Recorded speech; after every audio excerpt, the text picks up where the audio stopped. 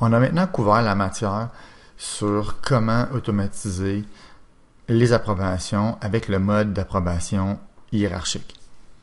Si on fait un récapitulatif des modules 2 et 3, on a vu l'approbation directe avec 4 options.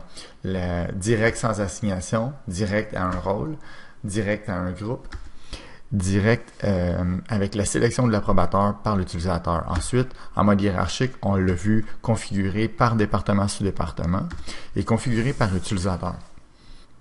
À chaque fois qu'une demande de service est enregistrée, le système analyse le type de demande de service et l'approbation qui a été configurée, sélectionne l'approbateur et envoie la demande d'approbation.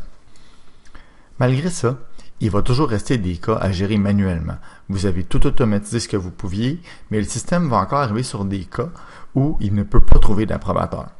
Par exemple, votre demandeur n'est pas lié à un département. Ou le demandeur n'a pas de supérieur immédiat. Ou le demandeur est relié à un département, mais le département n'a pas de gestionnaire. Ou vous avez mis une contrainte de groupe qui est irrésolvable. Ce que je veux dire par là, c'est que vous avez décidé, par exemple, une approbation hiérarchique, et vous avez décidé que l'approbateur doit faire partie du groupe de la direction.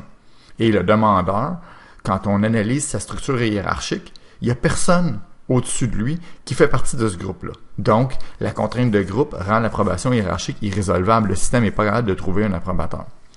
Dans ces quelques cas-là d'exception, vous êtes en mesure de faire le suivi en surveillant la liste qui s'appelle les tâches sans approbateur. Donc, toutes les fois que le système ne trouve pas l'approbateur, la tâche en question va apparaître dans cette liste-là. Donc, c'est important de la suivre.